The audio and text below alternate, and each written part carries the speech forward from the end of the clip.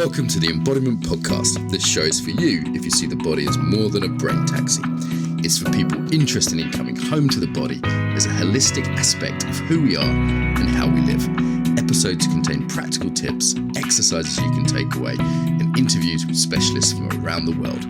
I'm your host for today, Mark Walsh. So on the show today, Nico, I can't pronounce your name despite you telling me it twice. Help me out here. So it's Nico Roenpagel, Mark. There we go. Despite us having met several times, bringing mindfulness and compassion to organizations, doing many interesting projects. I've already made a bad start by turning up late. So public apology for that. I'm late for a German and I love speaking with you. We've met a couple of times and I always find you say interesting things. So welcome to the show. I'm so delighted being here on the show with you, Mark. And as you know, I'm in Berlin right now, and we are a little bit more flexible on time compared with the average German. It's a little more chill. Berlin's got its own flavor. So, I mean, we'll definitely talk about the Berlin community, but let's start with you, Nico. How did you get interested in the body? What was the beginning of your journey with this? My whole life has been an embodied experience, of course. So embodiment for me entails a dimension of conscious embodied experience. So the question is, when did I start with consciousness work and become aware that the body plays an important or essential dimension in experiencing my own life? And that has been, I'd say, since the age 16, 17, when I started delving into meditation, body-mind practices, and what is the ego, what is consciousness itself. And soon after that, I also began with yoga practices, originally Kundalini yoga and conscious dance. So that's I'd say the early step. Okay. And what do you think drew you to it originally? Because it's not, now it's getting more and more common, it's getting more usual, but certainly back in the day when you started, this is, still a little bit of an unusual thing to be getting into.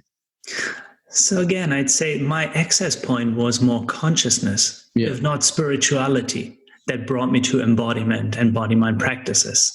And it was not the body in the first place that brought me to consciousness practices or embodiment.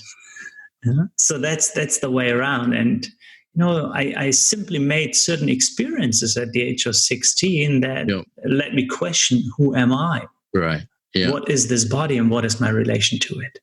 So that's my way into it.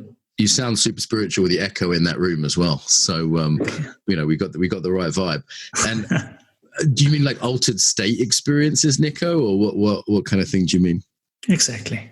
Yeah, exactly.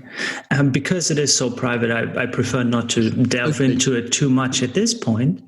But yes, I'd call it an altered state of consciousness. Exactly. Yeah. I remember as a teenager, having sort of oceanic experiences and feeling one with the universe, or dissolving into my first lovers, and then going, what the hell was that? How do I learn about it? Because that's the most interesting thing that's ever happened to me. Why is no one talking about this? Why isn't this the center of culture? They were my questions as a 16-year-old, having these kind of dissolving experiences or oceanic experiences, and just going, what the fuck, man? Like, why is this not on TV? Why is this not everything I'm learning in school? This seems really important somehow, like intuitively. And then going, well, where do I find out about it? And, looking for books in the library or whatever. Of course. And I felt radically alone, perhaps similar to you, because it is not part of the school curriculum or part of your socialization. You have to find niches, even in the literature. I mean, yes. To understand what is happening, what is an oceanic experience, what is this oneness, the cosmic consciousness. Interestingly, I think maybe young people today have a little bit more there. Like there wasn't a yoga studio in my little town growing up. There wasn't, there was maybe one book on Buddhism, but it was sort of like the history of Buddhism in the library or whatever, and there wasn't, like books about how to practice. And there wasn't apps for it. There wasn't a private stuff. It was like, and I kind of got the local vicar, the local priest, wasn't the person to talk to. That was pretty obvious. It was like intuitive. I was like, nah, this guy's an administrator, this guy's not the person that holds the key to this. Yeah. So it's like, well, who do I speak to? And for me, drugs were a very, very appealing thing. It was like, okay, maybe that's the easy way in, that's something physical I can get hold of, and then it was music and going, oh, wow, rock concerts give me these experiences or something. And looking for that as a teenager, really fumbling in the dark. And I imagine it's quite different now for a 16-year-old in Brighton or Berlin going, oh, maybe they fall in love and they have this kind of experience of heart opening. And then they go, wow, now there's all these resources they can get hold of. Exactly. You just get out your smartphone and you type into a search engine, oneness experience, or, going crazy. What's wrong with me? Right. And suddenly you have all these resources, as you say. You have a million videos and Dharma talks, and you have so many events, especially in the bigger towns, cities like Berlin, that you can attend either for free or pay a lot of money. Well, let's jump to that, because I spend a fair bit of time in Berlin now. I'm sort of been going a few weeks a year, and I'll be there for a contact dance festival. I was there at Body IQ last year, and there's different things happening. Berlin's a bit of a center of this. We get a lot of downloads from Berlin. So now we've got a different issue in Berlin today, is that it's just a huge selection of, underwater contact tango, on ayahuasca, there's a huge selection of things. There's a different issue, isn't it, in Berlin or Brighton or Byron Bay or Boulder or San Francisco today? On the one hand, there's an almost oversaturation in Berlin, and oversaturation brings with it all types of qualities. Uh-huh. It does bring lower quality, but it also brings excellent trainers, excellent teachers and facilitators. Yes. And the spectrum that you have in terms of content and quality, you also have in terms of pricing. So there's something for everyone in Berlin. At least that is my perception. Yeah. So there are a lot of for free events or where you can volunteer. And of course, there are also mid-range events, priced events, but also you can pay a lot. And you can do this in the mornings. You can start with a morning dance any time of the week. You can have a conscious lunch underwater tango on ayahuasca, as you call it, Or you can do something any evening or weekend. Yes, there's so much coming together at this point in Berlin that it's sometimes oversaturated. Well, one of my intentions for the year is just to take a 2-week holiday in Berlin and just kind of do classes. Like, as you were saying, you could make it into your own little intensive by doing that. And I think that would be a wonderful way to spend time. And, in business terms, saturated markets lead to greater differentiation. So just in business jargon. So what that means is you have this, as you say, these different spectrums, but increasing refinements of different kinds of practices, but also I saw this in New York as well. Like, if you're in New York, you better be good, because there's so much competition that it's weeded out a lot of stuff. And, for example, like all the coaches who came to my training, like their coach training in New York, were like, wow, these are some high level people. And, the yoga people I trained in Berlin were fairly sophisticated. They had a fairly sophisticated understanding of yoga and had been with a lot of different senior trainers. It's quite different from teaching in, say, Slovenia, where I'm maybe one of the few, known teachers who might come to Ljubljana all year, so it's, you get away with a lot more, I would say, in those sort of towns. Yeah.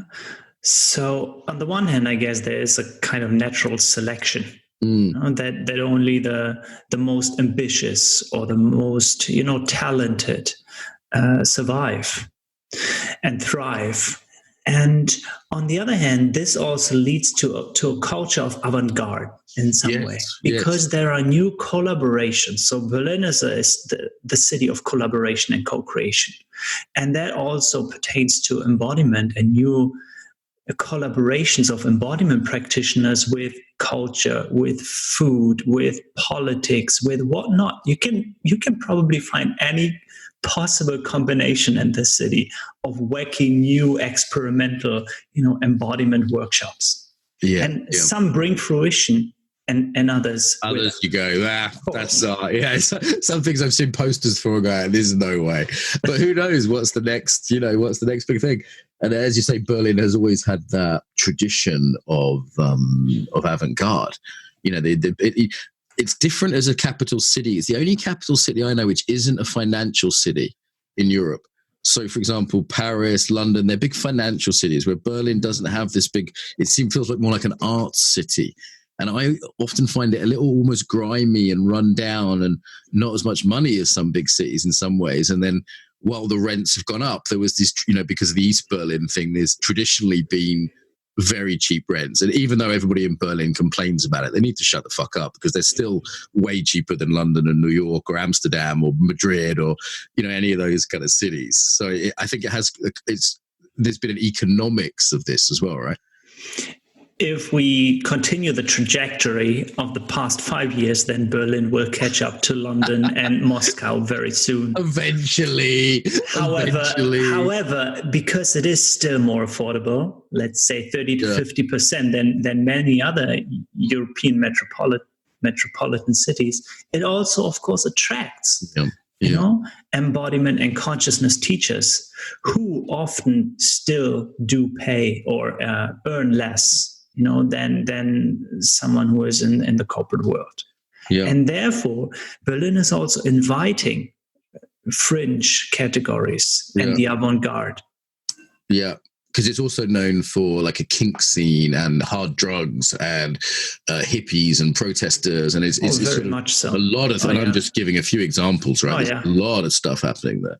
Yes, a lot of sex-positive movements in Berlin. And of course, the party scene in the 90s and early 2000s, Berlin used to be the global city for techno. And it still is. I read somewhere that, I'm not sure of the number, but like 150,000 tourists come each weekend to just go clubbing. Something along those lines. I've got friends who are clubbers, and they were like, "You went to Berlin and you didn't go to, the clubhouse, blah blah blah." And I was like, "No, it's not my thing." And they were like shocked. They were like, to them that was like the Mecca, was the place you should go, So and later in our conversation, Mark, I would definitely speak about dance and also clubbing. What does that mean for embodiment? I've made a few observations here. Well, why don't we go there right now? Just in terms of like. So, as I mentioned earlier, dance has always been my heart passion. So the first time on a conscious dance floor, I realized this is medicine. This is where I'm home.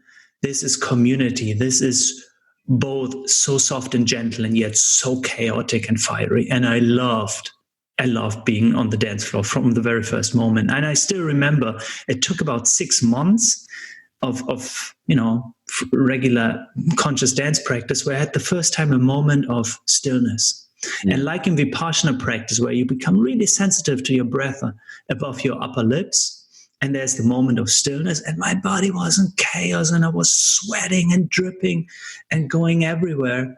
And at the same time, I had the moment of complete stillness and full sensitive, like hypersensitive awareness of my flesh, up above my lips. I was like, wow, this is so crazy. So yes, dance has been a teacher and a healing teacher for many years now. And I also saw in one of your last episodes here on your podcast, you spoke with Laura and Kathy from Open Floor, and I really admire them. They're great. Yeah, I was dancing Open Floor. I really, yes. And so when it comes to Berlin, I have made this observation, and over the past 2 years, I've started to go to clubs again, which I hadn't done for almost 10 years prior to that. Okay, let's do it. Next time I'm in Berlin, maybe I should follow your lead. Take me Berlin clubbing. So this is my observation, and perhaps a hypothesis, or perhaps only linked to my experience, that there's a different type of trance on the conscious dance floor, a different type of altered embodied awareness than it is in a club. Because I do speak with people from both communities. I know people who go hardcore clubbing. I know people who have been, for decades doing conscious dance, and they both report on being in an altered embodied state or some kind of trance, as I would call it. And now, as I've explored both. So I sometimes go on a Sunday afternoon to a club, which is possible in Berlin, and then you just dance for 5 hours. You go home at 10 p.m. It's perfect. Or I've even gone on a Monday morning. I'm up for that, because that's the thing that stops me going clubbing. I'm too middle-aged. I want to be in bed by midnight. Let's do that next time I'm there. Yeah, or recently I had my first business appointment noon on a Monday. I actually went to a club from 8 to 11 a.m. on a Monday morning. And then midday, an hour later, I was sitting there, all quiet, all zen at the business meeting. We had this morning glory thing in England, which started by Sam Mayo, which was morning dance clubbing in England, and it got really big in London because all these people that grew up with the dance scene, the clubbing scene in maybe the 90s or whatever, they loved it, and they remembered this altered consciousness they'd had through it, and it was their religion. But then they got kids and they got a job, and they're like, hey, I can't be taking E till 3 a.m. But then Sam Mayo started this thing where they could do it at 6 a.m. before work. Mm-hmm. And it was amazingly popular. So it's funny how these things get recycled, and like the practicalities are a big part of it. Yeah, 6 a.m. would probably work for New York and London, but not for Berlin. They all like to sleep in here. I went to a coffee shop at 9 a.m. where I thought I could have a meeting. It wasn't fucking open. I was like, guys, you sell coffee. This is a weekday at 9 a.m. The coffee shop wasn't open. I had to meet someone. I had to sort of wait outside and find somewhere else that was open. I was kind of shocked by that, but whatever. Yeah. So what's the difference in state? Yes, exactly. So like Ken Wilber, he would call a pre and a post rational state, for example. Both is an altered state in some way, or not the everyday. And the same in my experience with going to a club and experiencing a trance, or going to the conscious dance floor and experiencing a trance. So on the conscious dance floor, I'm really first going within myself through the heart, and then also reaching out to others. So there's a deep connection with others, a sense of expansion that can, reach throughout the room or even beyond. And that also includes all the other people around me. So there's a sense of safety, a sense of relaxation into the others, into the community, into the tribe. And in the club, the altered state for me is more a state of going internal and then staying internal. Got it. So I'm actually more or less forgetting people around me. I have less contact with others. I'm of course more protected. I'm less vulnerable, which shuts off the connection with others. I mean, drugs and alcohol is another big difference, right? That not all, but a lot of techno clubbing is drug fueled. Oh yeah, of course. In Berlin, they wouldn't call it drugs; they would call it substances. Okay, substances. Oh yes, and that may indeed be an issue, and because you have a mix of substances and with different effects in the room. Right. You have some substances like MDMA or something that opens your heart and you want to hug people, and perhaps you have other substances that actually shut down your empathetic awareness. And then you also have alcohol, and you have some people like myself who may be completely straight. Yeah. And that mix is unpredictable, and you don't really know what is the synthetic vibe in the room. What's the weird mix in the room, and therefore it's better to be a little careful. You don't know how the person next to you ticks. You don't know if they are and on what kind of substance.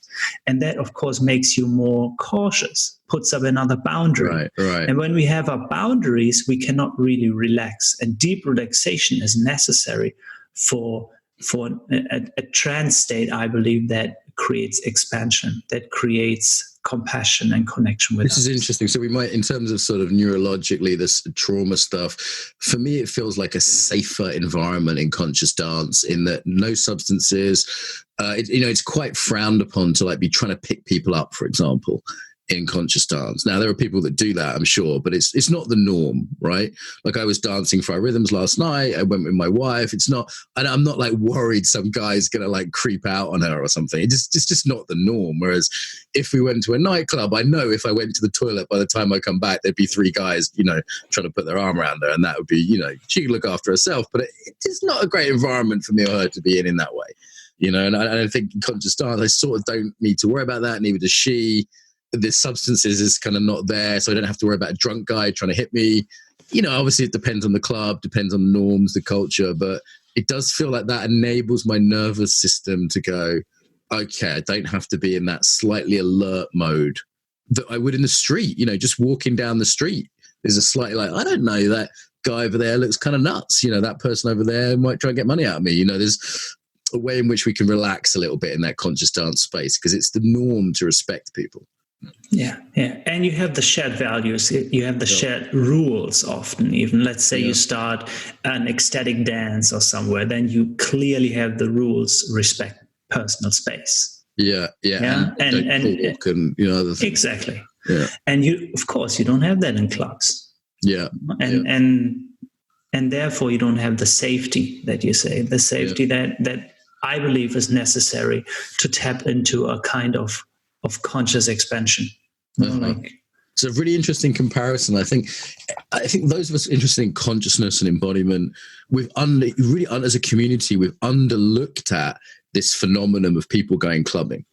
To take ecstasy and have an experience of sort of heart opening, and say wanting to hug everyone, and I've heard people say I was at the club and we were all dancing, and all of a sudden I felt one with everyone in that club. There was something and this is why people almost get addicted to it. They don't realize that you can get that elsewhere as well.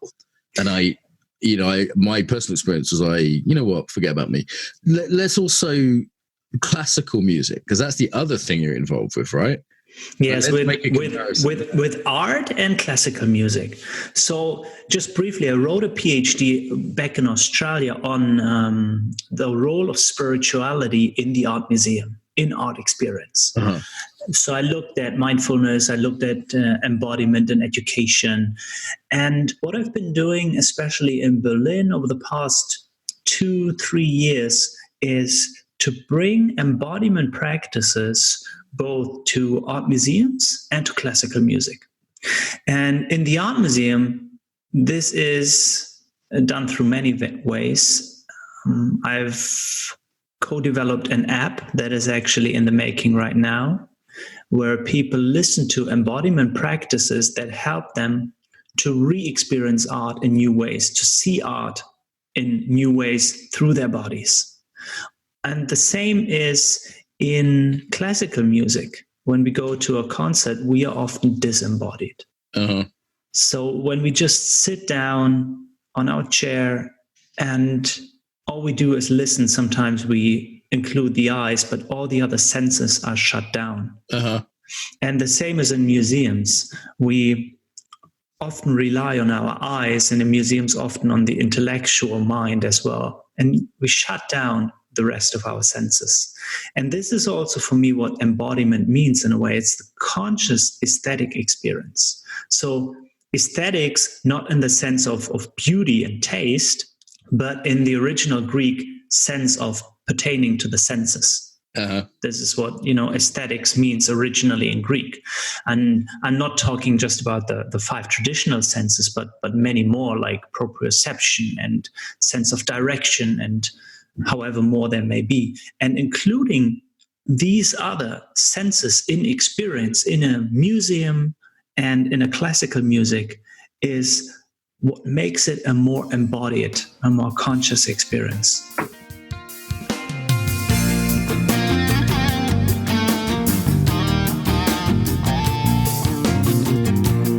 Break to tell you about our program. So as well as the podcast, we have various kinds of online training. So we have the Embodied Yoga Principles online training, as well as in-person training.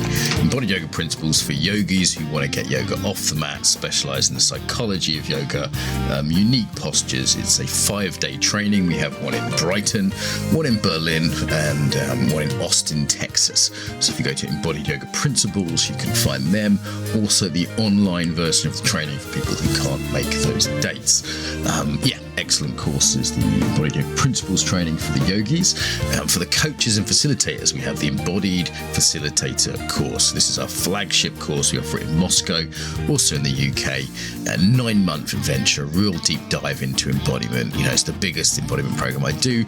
It could be like movement people who want to work in business more. We have people like dancers and martial arts teachers come to learn more about working in mainstream settings, but also for coaches and trainers who want something really well structured and want to work on themselves, they want to learn practical tools, learn how to work with the body in facilitation.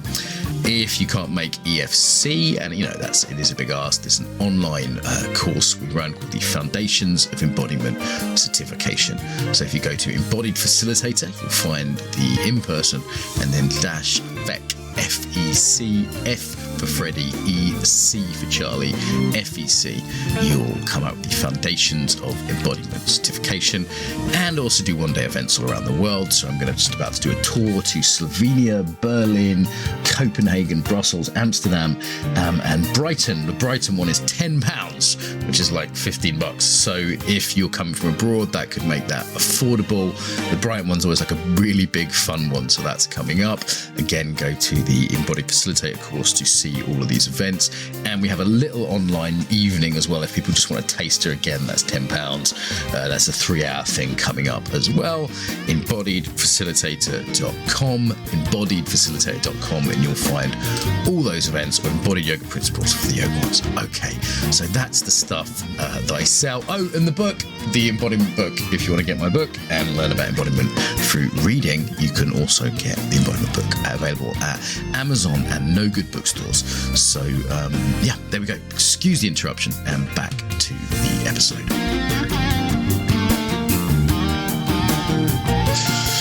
It's interesting that if somebody's watching TV, we might it might be a kind of judgmental thing like, hey, you're not in your body, you're watching TV. Or if someone's on their phone looking at Facebook, we'd say, hey, you're not in your body, you're on your phone. And we recognize something is lost in that experience of we're losing our touch with ourselves. But then somehow, the exact same thing could apply to listening to Beethoven or, looking at Bauhaus. Like the exact same thing could apply to these sort of classical disciplines that somehow people think of as maybe better or more refined, but they could be just disembodied as a practice, right? That's a nice comparison. I would perhaps say that sitting in front of your computer makes it even more difficult to integrate your body than sitting, in an actual space. Or walking through the gallery, walking through the museum. Let's interrogate this, because I think there is a difference, isn't there? Maybe it's like if I'm on Facebook, it's hyper-stimulating. It's engaging me in a hyper-stimulating way. But isn't Mozart or Beethoven also sort of hyper-stimulating? I mean, what's the difference between being in a room or being in an art gallery? I just want to interrogate that difference a little bit. Yeah. So when you sit in a classical concert, and you actually close your eyes and you allow yourself, for example, to listen not with your ears, but to listen, let's say, with your chest or to listen with your hips, then you might start feel the vibrations in your actual body. Mm-hmm. And I have, for some reason, a difficult time doing that at home, even if I turn up the volume from my speakers.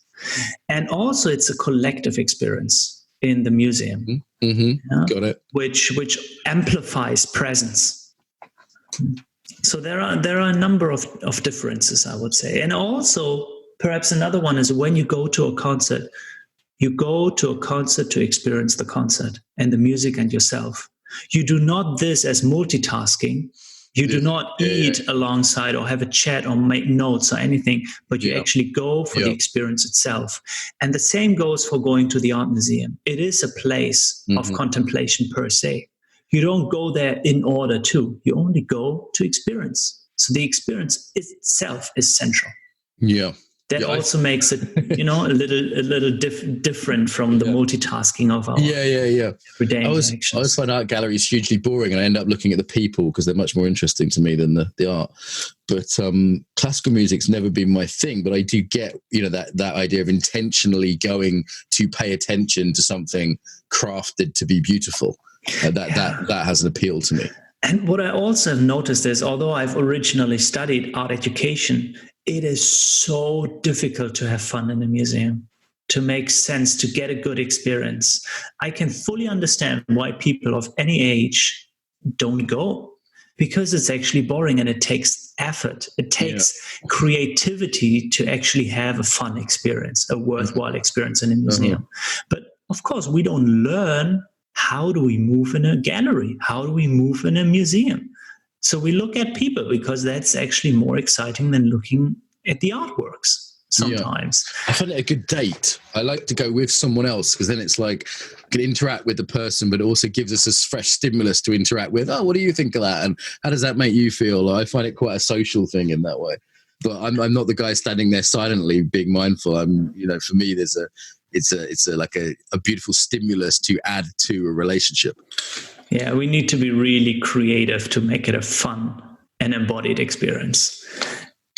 I believe in the art museum, even for myself, Tell me about the apps a bit more. Sorry to interrupt, but tell me about the app. I didn't quite get that. And I think this is really unique and cool, and no other guests talk about this. So I'd love to hear you talk a little bit about what the apps are, how they work.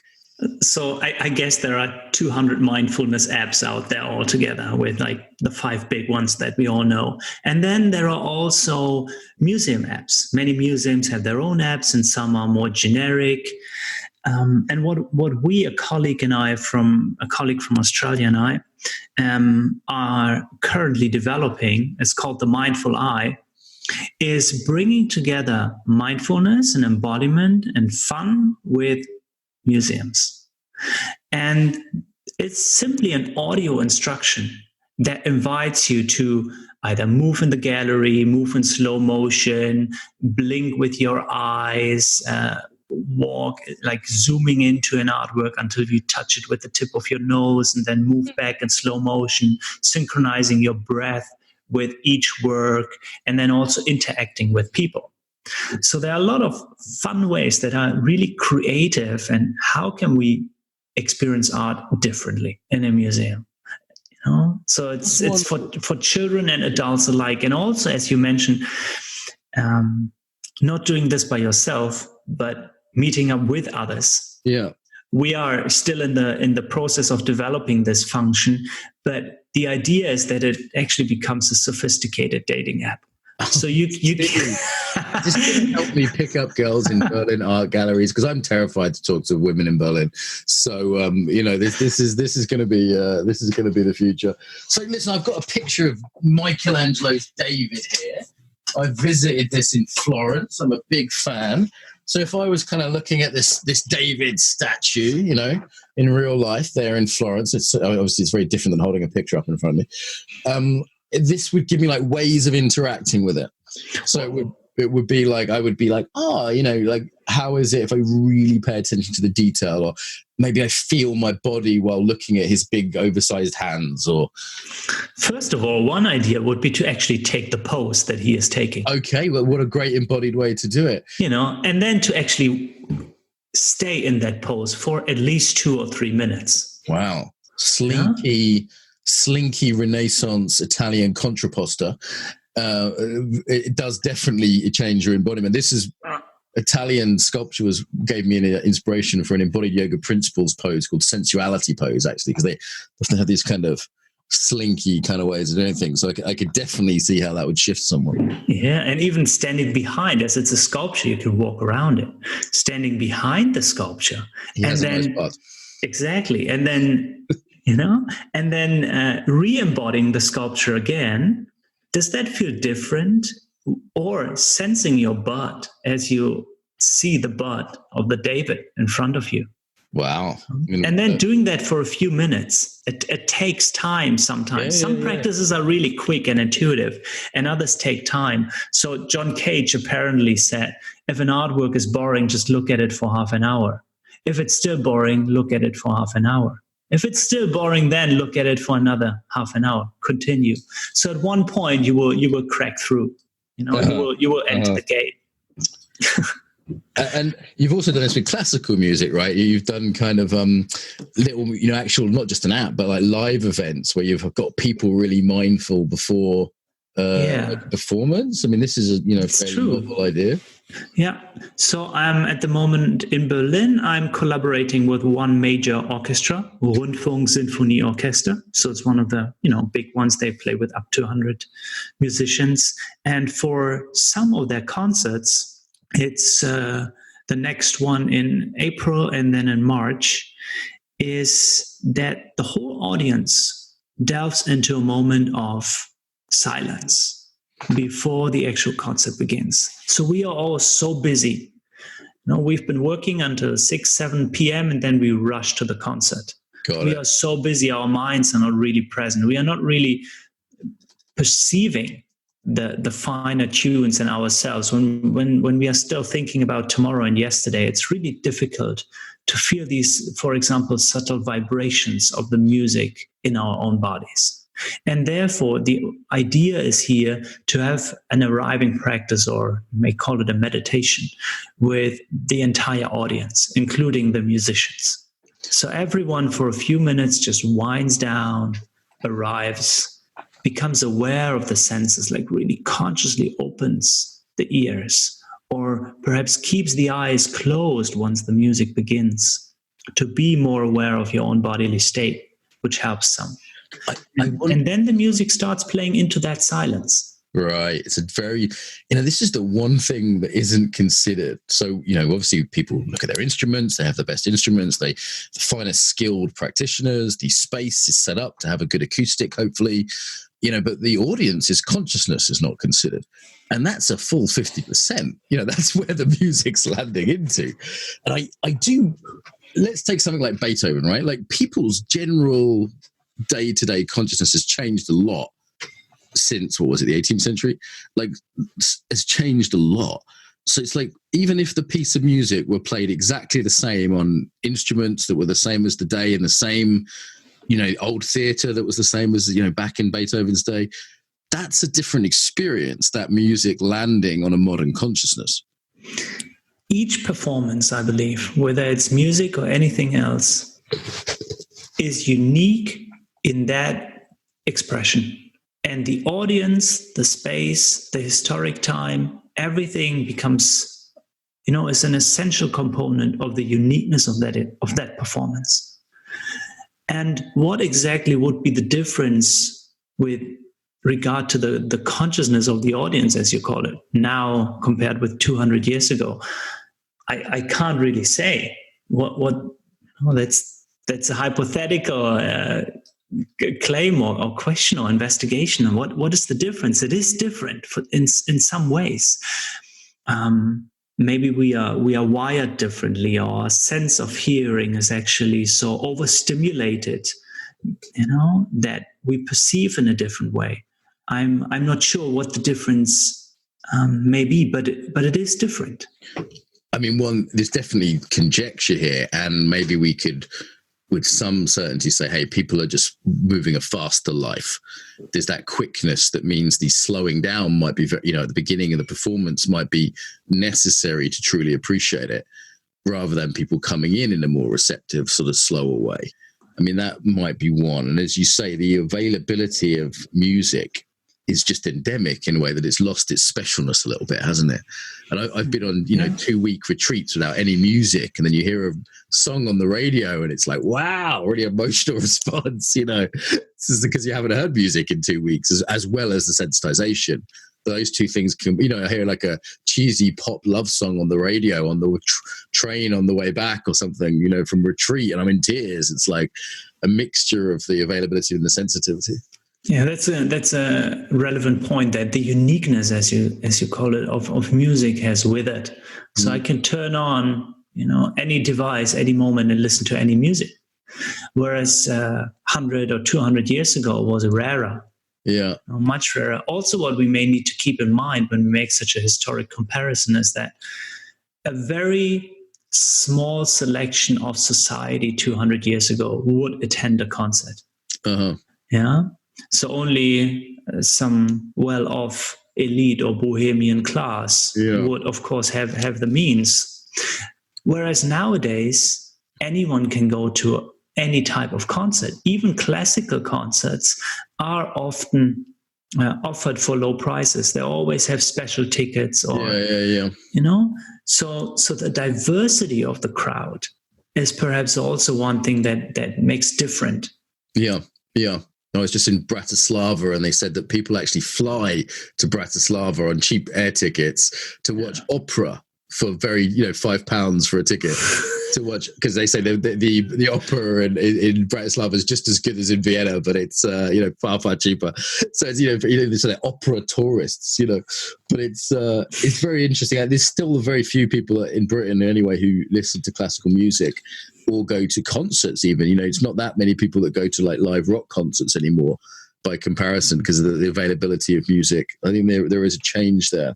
How does it go down with people when you do this mindfulness stuff? I mean, are they like, hey, is this like weird hippie stuff? I mean, how does it go down with the classical music crowd? But I don't really know that crowd. So how does it go down with them when you say, right, we're all going to meditate for 5 minutes before we begin the Beethoven? Well, as we all know, everything that is new polarizes. Is that the word? Polarizes. So it creates division. It creates people who are completely thrilled. And then it also creates another cohort that is perhaps more conservative or cautious, that is confused. So that's what I mean by the polarizing effect of anything that's new. And I've made the same experience in concerts. Some people come up to me and say, "Wow, we need this every time. We need to intensify this. It can be longer. Why didn't we do it after the break again?" And then there are other people who say, "I was just so confused. I was not able to participate whatsoever. What was this about? I don't get it. I don't understand it." Yeah. Why are you wasting my time? Exactly. Okay. And yet it requires institutions who dare to do a step, who say there's a critical mass, there's a point where we dare to be experimental. And the one orchestra, the Rundfunksinfonieorchester that I'm working with here in Berlin, they said, okay, let's do this. Let's be experimental enough. And then there would be other more conservative ones that say it's not the time yet. The London Philharmonic isn't ready, but maybe in 10 years when mindfulness has spread even more, it's always going to be somewhere, a small art orchestra, then maybe a Berlin one or a funky San Francisco one that does gigs with Metallica or something, So there's always going to be those lead edges, isn't there? Where do you think mindfulness is going? So you've been around for a while. You've seen the apps. You talk about next generation mindfulness on your website, for example, I saw. And is it going to get more and more integrated, more and more into schools, into hospitals? We're seeing that in the UK. Classical music you're talking about. Is it just going to become something that's like, hey, this is just something you can do everywhere? What does the next 20 years look like for mindfulness?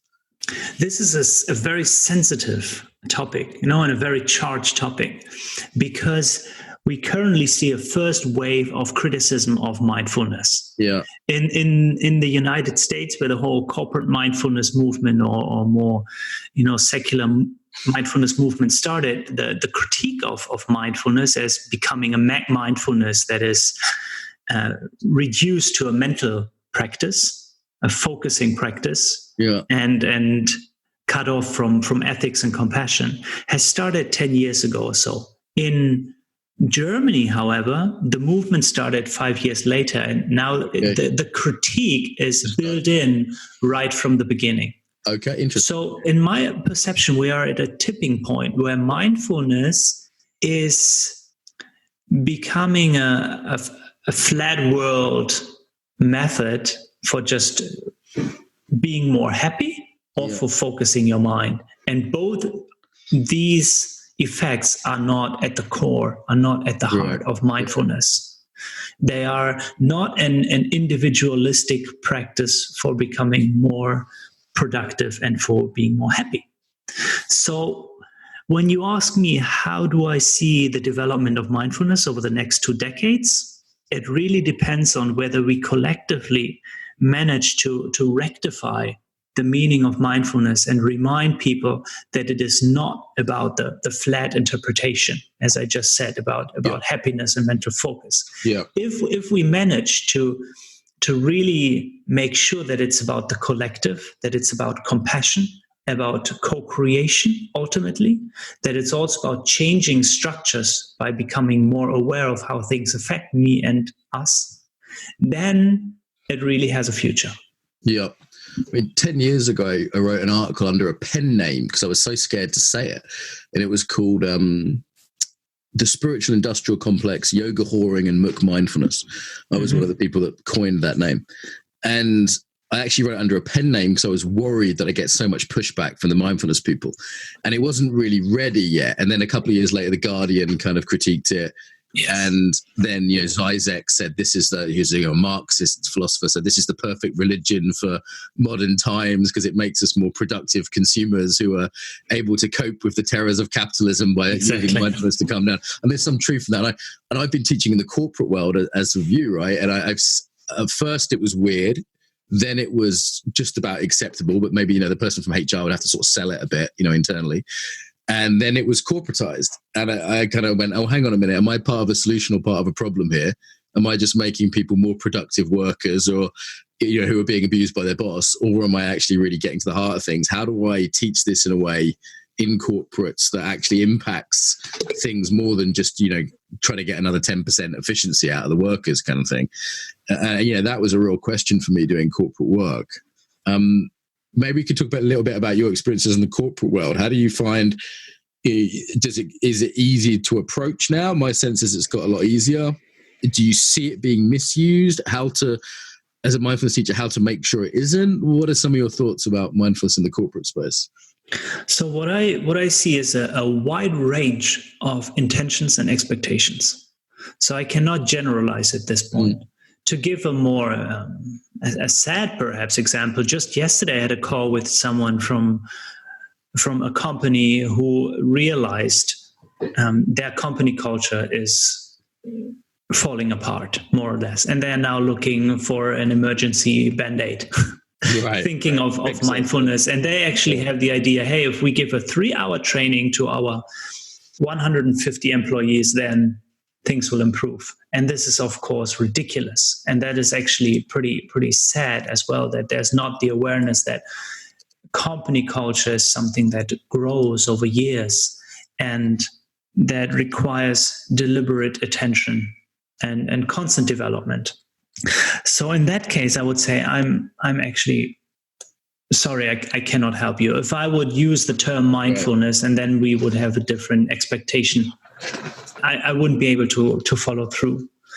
And then it's also dangerous because with such a limited time of a 3-hour training, we could only focus on techniques, but it's not about technique. Mindfulness is about developing a personal practice to increase awareness of self, including primarily of embodied self.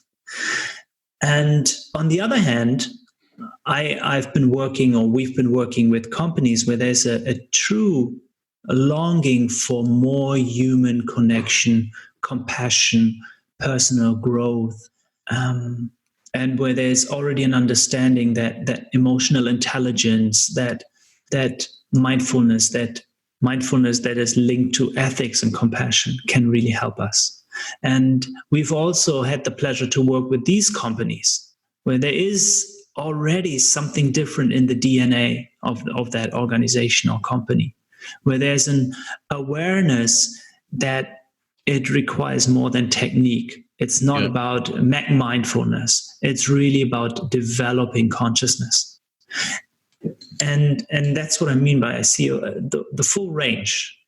Some people who understand McMindfulness as a quick fix, and others who see the deeper meaning of mindfulness, which is about consciousness, evolution, development, co-creation, and changing structures in the end, rather than being better at coping with increased stress. Mm-hmm. Mm-hmm. Any other kind of insights from teaching mindfulness in business? We don't have that many people on who work in business, and it's an interesting topic to me. It used to be a big part of my life. These days, I mostly teach other trainers, but this was my day job for many years. So I'm curious, like any sort of key insights from that work. What I see is that mindfulness is for many companies not the end state, the goal.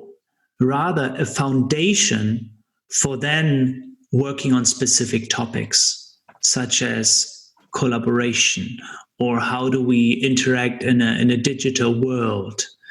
How can we have more productive meetings? So mindfulness can be at the root, so to speak, of some of the issues that we currently face in a hyper-accelerated, digitized world. So it's the foundation, like a basic training, the first eye-opener. What does it mean to be self-aware? And starting from there, we can then build on those challenges that companies actually face in the 21st century. Well, to wrap up fairly soon, is there any kind of key parts of your work or loves that we haven't touched upon? I feel like we've already given some very unique things here. Yeah, I don't want to jump from one topic to the other. Yet perhaps there's one point, as you had asked me prior to the interview, Nico, what are the areas you would like to speak about? Then I also wrote down dreams. Okay. And we cannot go into this too much, I guess, at this point, but dreams can be incredibly embodied experiences. So I have one or two or perhaps 3 dreams a year that are so profoundly embodied that I keep them sometimes for years in my visceral memory. And that is actually amazing. So the spectrum that I have in dreams, from just being images to being so radically embodied, is similar to my everyday life. I can experience things on just a mental plane, on a visual plane, but sometimes experiences are so embodied. And when I have this fierce embodied experience, whether it be in my everyday life or in dreams, I know there's some truth here. Something is happening. There's deep presence, there's resonance, there's a deeper meaning. So when there's, for me, this magic moment of I'm fully embodied right here, I'm focused yet I'm expanded, then there's meaning. I feel the world or life wants to tell me something right now. Be really open, be really curious right now. What's happening? Stay awake, stay alert. So the body then becomes a reminder to say, watch out, listen to life right now. There's an opportunity here. I think that's a wonderful place to wrap up, Nico. A beautiful poetic end. So where do people find you and your work if they're curious? They can find me on classical LinkedIn under Nico Roenpagel. Okay. And then I also have a slightly outdated website, which is www.nicoroenpagel.com. Let's spell that for people. So it's Nico, N for November, ICOROEPAGL.com. Thank you, Mark. And then also, if people use Facebook, where I post more of the public events. So anything I do in the corporate world or for other networks, of course, that's not publicly accessible. But all the fun events, different workshops, polarity workshops, meditations, dance events, that's more on like social media as well. Like super Facebook. Cool. Thank you so much for joining us today. Mark, it has been a pleasure. And I look forward to seeing you and your beautiful body again in flesh in Berlin soon. See you in Berlin. Maybe we could do some of this middle-aged man clubbing. I reckon middle-aged man clubbing is the way forward. So I'll be up for that. See you in Berlin, mate. See you in Berlin. some ways to get more, to give back, and to get more involved now. So the biggest request I have would be to share the podcast with your friends, people that you think would really enjoy it. Email it to them, put it on your social media, tell them about it, old school. Really appreciate that. Equally, if you want to support us financially, you can go to Patreon. That's patreon.com/Embodiment Podcast and give us $1 an episode. And I'd say they're well worth $1. So that's less than £1 if you're in UK-ish. So yeah, please go there. On the embodiedfacilitator.com website is where this is hosted. If most people I think listen to for iTunes. iTunes, we'd certainly appreciate a review. The way iTunes works means that a review means more people will find it. iTunes regards it as more important for searches. So even a couple of sentences review really does help as a little thank you to us. And if you want to go to embodiedfacilitator.com, you can see the actual, links to the sites. There's comments on there. The Facebook group tends to be where people discuss things. So if you go to put in the Embodiment Podcast into Facebook, there's a page which is relatively quiet and a group which does have some discussion on. So I will reply to things personally there. So also on the embodiedfacilitator.com website, there's all sorts of freebies there. There's videos, there's free ebooks, there's ebooks you can buy. And of course, there's our newsletter list. If you want to stay in touch and learn about things like the Embodied Facilitator Course and our next Embodied Yoga Principles teacher training, then go to that website and you'll see a little pop-up and you can get the newsletter through there. Okay, so I think they're the main ones. Tell your friends, pay us some money on Patreon, give us a review on iTunes, send us your email if you want to be on the newsletter list, and get involved on the Facebook there. Bit long. Pick whatever you like that works for you.